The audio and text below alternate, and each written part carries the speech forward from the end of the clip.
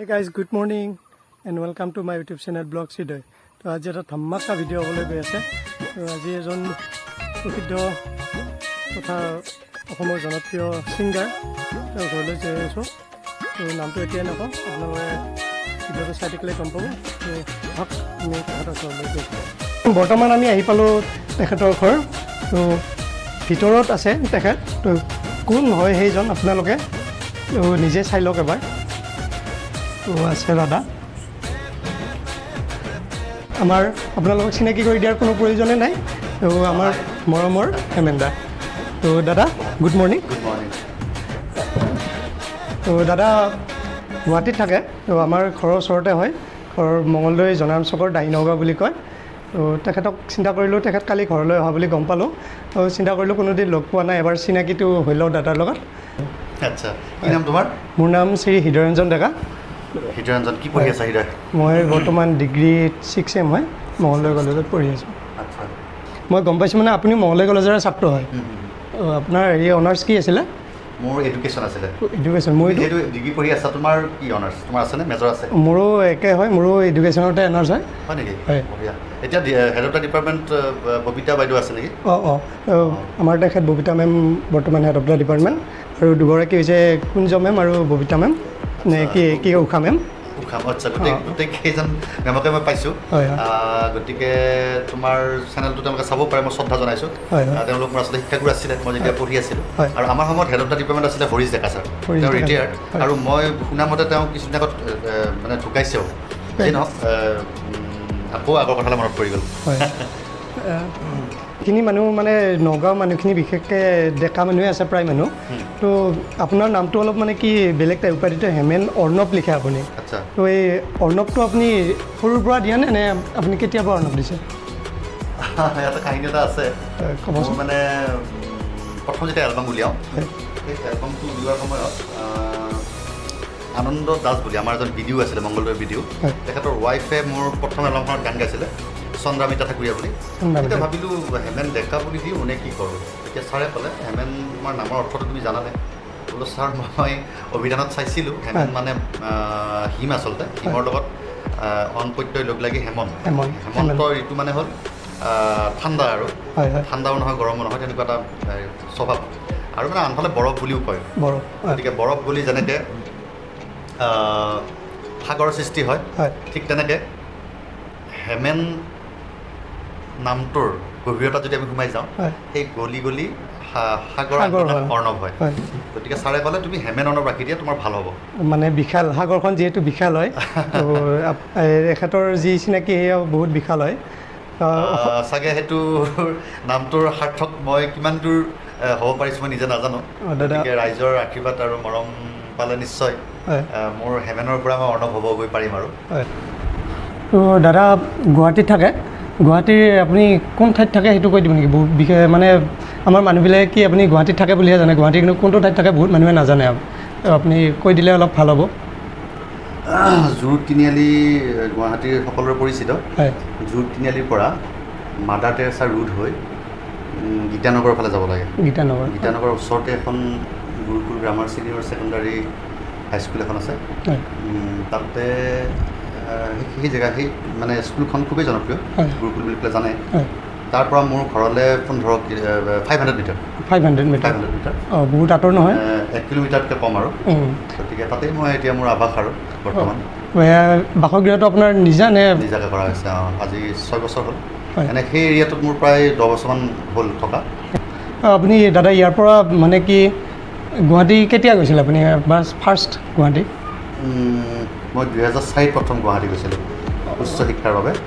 মানে কি হেৰি দিয়ে মাষ্টাৰ ডিগ্ৰীৰ কাৰণে। আৰু সেই যে গ'লোঁ 4-5 সেই সময়খিনিত, সেই যোৱাই গুৱাহাটী বিশ্ববিদ্যালয়ত থাকিলোঁ। তাৰপিছত আৰু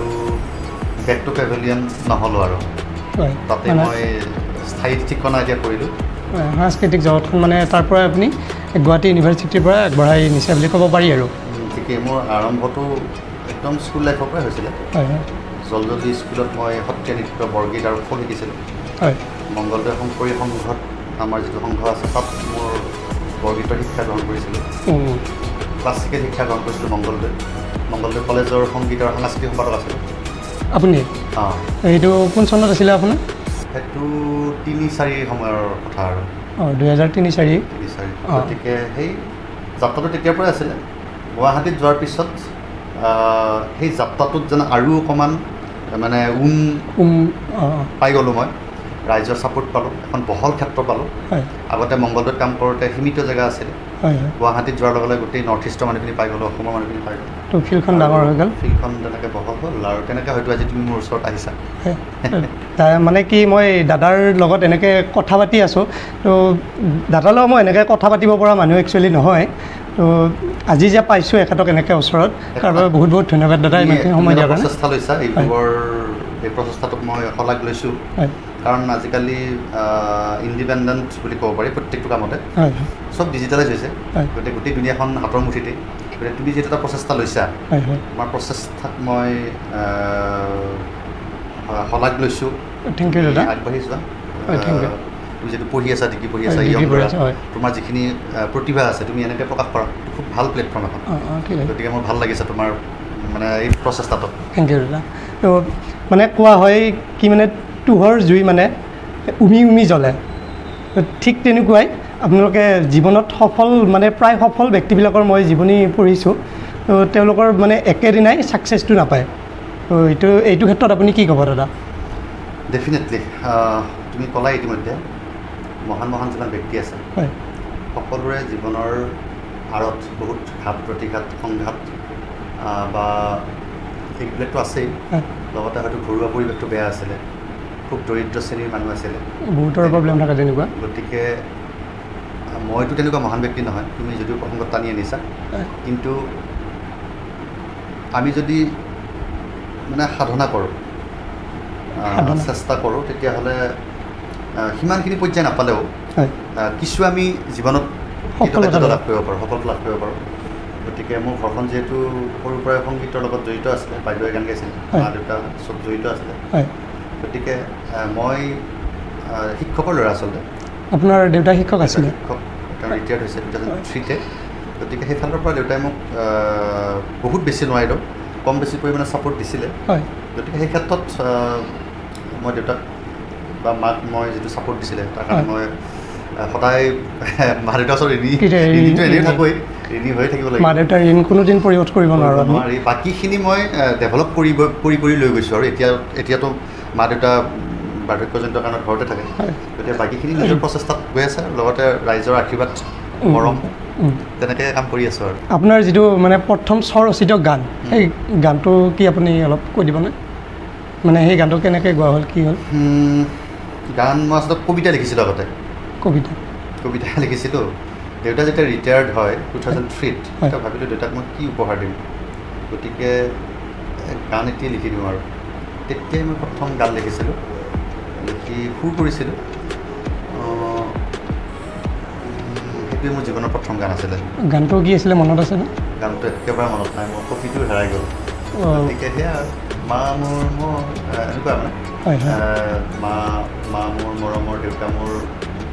স্নেহৰ এনেকুৱা অকণমান আছিলে সেইখিনি মানে যে দেউতাৰ কাৰণে যে মই আজি কিবা কিবি হ'লোঁ বা দেউতাক মই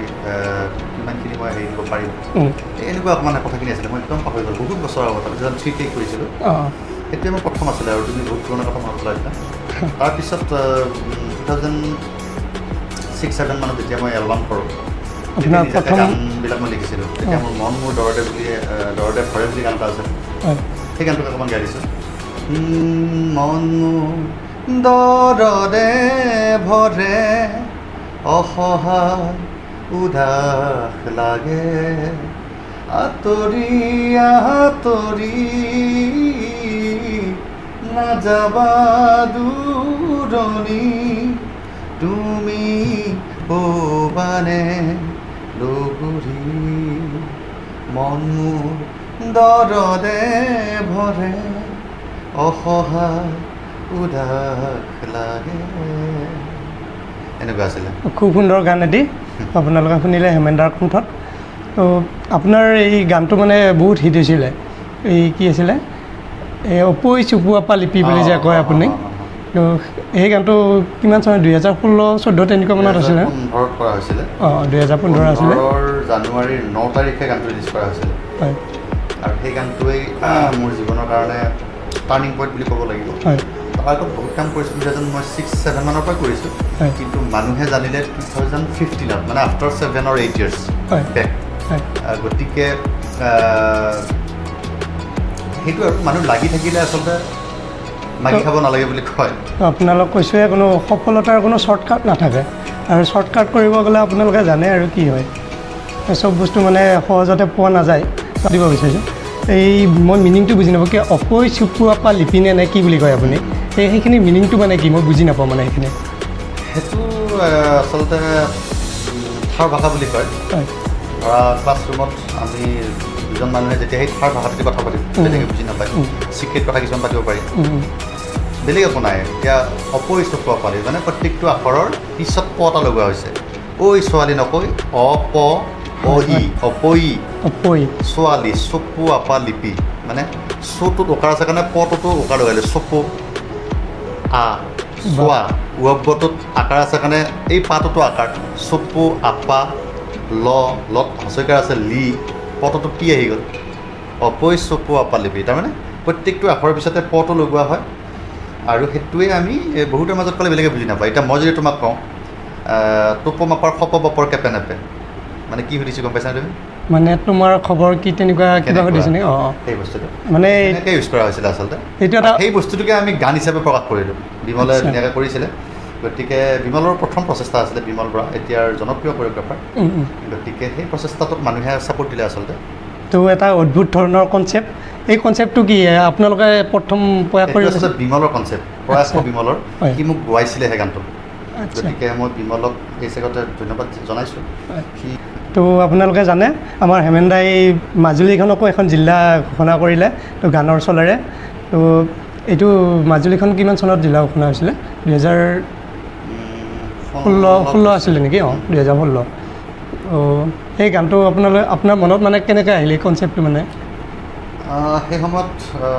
ৰেকিবলৈ লিখা গান ৰেকিবলৈ মই ক'লোঁ যে তুমি মোক এটা গান দিয়া ভাল চাই ক'লে কেনেকুৱা টপিকৰ ওপৰত দিওঁ মই ক'লোঁ ৰানিং টপিক এটাৰ ওপৰত দিয়া এতিয়া দীপৰ বিলটো লাহে লাহে হিট হ'ব আৰম্ভ হৈছে আৰু মই বোলো দীপৰ বিল টাইপ মোক গান এটা লাগিব টেক্সি গাড়ী টাইপ এটা গান লাগিব সেইকাৰণে ৰিডমটো একে টেক্সি গাড়ী দীপৰ বিল আৰু মাজুলী জিলা হ'ল খালি কি হ'ল মাজুলী জিলা হ'লটো মোৰ ৰিলিজ কৰোঁতে অকণমান দেৰি হ'ল যাৰ কাৰণে মানুহৰ ওচৰ চাপিব যাওঁতে অকণমান সময় লাগিছে তথাপি যথেষ্ট ৰাইজে সহায় দিছে মানুহে জানে গানটো গতিকে সেই কাৰেণ্ট টপিকৰ ওপৰত লিখিলে কাৰণে আচলতে গানটো খুব জনপ্ৰিয় হ'ল সেই সময়ত জিলাও ঘোষণা হ'ল তেনেকৈ কৰা হৈছিলে ৰেকিবলৈ কৰিছিল তো আপুনিও এই চেগতে মানে দুই লাইন গাই দিব নেকি মাজুলী জিলা হ'ল গানটো মাজুলী জিলা হ'ল যান হিয়াখন ৰঙা হ'ল যান মাজুলী জিলা হ'ল যান নাচিবৰ মনে গ'ল যান শাওনৰ পথাৰত ৰজায়ে ভেটিব গুজৰি গুমৰি অহাবান মনৰে পথাৰত সেয়েহে নাচিছে মানিকী মধুৰীয়া মাজুলী জিলা হ'ল যান হিয়াখন ৰঙা হ'ল খুব সুন্দৰ গান মই গান গাব নাজানো কিন্তু জাষ্ট দাদাৰ লগত মানে কি গানটো মানে কি ভাল লাগে তো দাদাই গোৱা শুনি মই ৰ'ব নোৱাৰিলোঁ দুই লাইন গাই দিলোঁ মাতটো মোৰ বহুত ভাল নহয় আপোনালোকে দাই নধৰিব তো দাদা এই লকডাউনে শিল্পী সমাজ বা বিশেষকৈ আপোনাৰ জীৱনত মানে কেনেকুৱা প্ৰভাৱ পেলাইছে যথেষ্ট প্ৰভাৱ পেলাইছে মোৰ নিচা আৰু পেচা হয় অকল মিউজিক আছিলে গান গাই মই চলি আছিলোঁ গানটো মোৰ নিচাও হয় আৰু পেচা মানে মই গান গাই ইনকাম কৰোঁ তেনেকৈ চলি আছিলোঁ এই যোৱা দুবছৰত কৰোণাৰ যিটো এই মানে অতিমাৰী বুলি কয় অতিমাৰীয়ে আচলতে আমাক সঁচাকৈ অতিকৈ মানে অৱস্থা শোচনীয় কৰি পেলালে আনফালে এটা মই প্ৰত্যেকটো কথা আচলতে পজিটিভলি লওঁ কৰোণা আহি মোক ভাল কৰিলে কিহৰ কাৰণে যোৱা বছৰ যেতিয়া কৰোণা আহি গ'ল তেতিয়াতো ইনকামটো বন্ধ হৈ গ'ল কাৰণ দুটা ছিজন আমাৰ লষ্ট যোৱা বছৰ আৰু এই বছৰ গতিকে যোৱা বছৰ যেতিয়া ছিজন প্ৰগ্ৰেম কৰিব নোৱাৰিলোঁ তেতিয়া আমাৰ জেনেৰেলি এপ্ৰিল মে' জুন এই 3 মাহ প্ৰগ্ৰেম হয় একদম আপ টু বিদায় গতিকে যেতিয়া সেই 3 মাহ একো নহ'ল ঘৰতে সোমাই থাকিব লগা হ'ল জুলাই আগষ্ট ছেপ্টেম্বৰ এই 3 মাহ মই পূৰা জব বিচাৰিলোঁ আৰু গুৱাহাটীত মানে মিউজিকটো জীয়াই ৰাখিবৰ কাৰণে মই তাত অৱশ্যে কিবা কিবি কৰি আছিলোঁ আৰু মোৰ পাষ্ট এক্সপিৰিয়েঞ্চ প্ৰায় 6-7 ইয়াৰ্ছৰ চেলছৰ এক্সপিৰিয়েঞ্চ আছিলে যাৰ কাৰণে মই হঠাৎ হেল্থ ইঞ্চুৰেঞ্চ ছেক্টৰত মই কাম এটা পাই গ'লোঁ এই লকডাউনৰ ভিতৰত গতিকে লকডাউনে আচলতে মোক এটা সংস্থাপনৰ ব্যৱস্থা কৰিলে গতিকে মই এতিয়া বৰ্তমান মেক্স বুপা বুলি কোম্পানীটোৰ এমপ্লয়ী হয় এবছৰ ৰানিং তাতে মই মেনেজাৰ হিচাপে কৰি আছোঁ গতিকে সেইটো এটা মোক ভাল কৰিলে কৰোণাই আনফালে বহুত ক্ৰিয়েটিভিটি মই ঘৰতে মোৰ ঘৰখনৰ ফটো আছে চালে গম পাব মোৰ ঘৰৰ বাৰাণ্ডাখনত মই কাঁহৰ কিছুমান কাম কৰিলোঁ মই ঘৰৰ বহুতখিনি ঘৰৰ কাম হৈ গ'ল মই ৰং কৰিলোঁ ঘৰৰ ৱালবিলাকত তাৰপিছত মই ফ্ল'ৰিং কৰিলোঁ প্লাষ্টিকৰ কাৰ্পেট আনিলোঁ নিজে কৰিলোঁ এইবিলাক মই ভিডিঅ' কৰি থোৱা আছে মই খালি এৰা নাই এডিটিং কৰি এৰিব লাগিব গতিকে এইবিলাক কাম হ'ল লগতে আৰু কাম হ'ল লকডাউনত মোৰ এতিয়া মই নিজাকৈ বেংকৰ এটা মিনি ব্ৰাঞ্চ বেংক অফ বৰোদাৰ সেইটো মই ৰিচেণ্টলি পালোঁ গতিকে এই তাৰ কাম আৰম্ভ হ'ব অহা সপ্তাহৰ পৰা গতিকে আচলতে কৰোণাই মোক ভালেই কৰিলে কিন্তু মই গানটোতো মই ক'লোঁ মোৰ এইটো নিচা হয় মই বেলেগ কাম কৰিলেও মই গানটোতো গাই থাকিবই লাগিব যেতিয়ালৈ জীয়াই থাকোঁ আৰু ৰাইজে মোক ঠিক তেনেদৰে মৰম মই সদায় বিচাৰিম আৰু আপোনালোকে মোক মৰম আশীৰ্বাদ কৰিব ভাল ভাল কাম যাতে কৰিব পাৰোঁ গতিকে এটা ইনকামৰ ৰাস্তাও আচলতে কৰোণাই উলিয়াই দিলে যাৰ কাৰণে মই হয়তো গান এটা কৰিবৰ কাৰণে সাহস কৰিব পাৰিম নহ'লে নোৱাৰিলোহেঁতেন দাদা আৰু বিশেষ সুধি নাথাকোঁ তো আমিও ভিডিঅ'টো সামৰিম লাষ্ট কুৱেশ্যন দাদাক এটা সোধোঁ বৰ্তমান যুৱ প্ৰজন্মৰ কাৰণে আপোনাৰ মানে কি মন্তব্য কি হ'ব বৰ্তমান যুৱ প্ৰজন্মৰ এটা বস্তু দেখিছোঁ মই ল'ৰা ছোৱালীবিলাকে কেৱল মোবাইলটো টিপি থাকে কেতিয়াবা কোনোবাই ফোন কৰিলে বোলে মই সুধোঁ কি কৰিছা বোলে এটা গেম খেলি আছোঁ বা কেতিয়াবা অকল যুৱ প্ৰজন্ম বুলিয়ে নহয় অকণমান ডাঙৰ 20-22 বছৰীয়া ল'ৰা ছোৱালী বা মোৰ সেনেকুৱা বেছি ফেন বহুত আছে বা 25 বছৰীয়া তেনেকুৱাও বহুতে কি কৰে মোবাইলটো টিপি আছোঁ ফোন কৰিলে বোলে দাদা ধৰিব নোৱাৰিলোঁ তেতিয়া গেম খেলি আছোঁ মানে এই যিটো মেণ্টেলিটি বৰ্তমান আহিছে ভাল গেম খেলাটো ভাল গেমৰ যিটো ফিজিকেল এক্সাৰচাইজ একো নহয় বা মেণ্টেল ডেভেলপমেণ্ট একো নহয় মই ভাবোঁ গতিকে আমি যেতিয়া সৰু আছিলোঁ আমি ফুটবল খেলিছিলোঁ ক্ৰিকেট খেলিছিলোঁ ভলীবল খেলিছিলোঁ এইবিলাক ক্ষেত্ৰত কি হয় শাৰীৰিক মানসিক সকলো ধৰণৰ ডেভেলপমেণ্ট হয় বৌদ্ধিকটো হয় কাৰণ এই তাতে যেতিয়া 7-8জন মানুহ লোক মানে খেলি থাকিব তেতিয়া তাতে বহুত ধৰণৰ কথা ওলায় তেনেকৈ শিকি থাকিব পাৰি গতিকে সেই বস্তুটো মই অকণমান বৰ্তমান দেখা নাই সেইটো অভাৱ দেখিছোঁ গতিকে সেই বস্তুখিনি যদি ল'ৰা ছোৱালীখিনিয়ে গেমো খেলক চব টাইমবিলাক ফিক্স কৰি লওক বোলে মই এঘণ্টা মোবাইলত খেলিম এঘণ্টা মই স্পৰ্টছ কৰিম এই বস্তুবিলাক কৰিলে চব ডেভেলপমেণ্ট হ'ব আৰু চব ডেভেলপমেণ্টে এখন দেশ এখন ৰাজ্য আগবাঢ়ি যোৱাত সহায় কৰে যিটো আজি লাভলীনাৰ কথা ক'ব লাগিব লাভলীনা যদি মোবাইলত গেম খেলি থাকিলে হয় আজি তাই অলিম্পিকত যাব পাৰিলে হয় নেকি নোৱাৰিলে হয় গতিকে অসমৰ কাৰণে এটা কিমান ডাঙৰ কথা নহয় জানো গতিকে সেই কথাটোৱে মই সেইটো বিচাৰোঁ ডেকা যুৱক যুৱতীসকলক মই সেইটো পৰামৰ্শ দিব খোজোঁ লগতে আৰু সাংগীতিকভাৱে যদি মই পৰামৰ্শ দিব খোজোঁ সাধনা লাগিব সাধনা অবিহনে সাধনা মেইন এই দাদাক হঠাৎ আহি এনেকৈ লগ ধৰিলোঁ আৰু বহুতো দাদাৰ নজনা কথাবিলাক জানিব পাৰিলোঁ আপোনালোকেও যিসকলে নাজানে তেওঁসকলেও কিছু কথা দাদাৰ গম পালে তো আজিৰ ভিডিঅ'টো এই দাদাৰ ঘৰৰ পৰাই তো সমাপ্ত দিছোঁ তেন্তে আজিলৈ বাই বাই আৰু দাদা আপোনাৰ এইখিনি বহুমূলীয়া সময় দিয়াৰ কাৰণে আপোনাক ধন্যবাদ থেংক ইউ ভাইটি তোমাকো মই শুভেচ্ছা জনাইছোঁ তুমি এটা প্ৰচেষ্টা লৈছা তোমাৰ এই প্ৰচেষ্টাত তুমি কৃতকাৰ্য হোৱা কামনা কৰিছোঁ আৰু আজিৰ আলোচনাৰ পৰা বিদায় মাৰিছোঁ নহয় জানো হয় ঠিক আছে তেন্তে আজিলৈ বাই বাই টাটা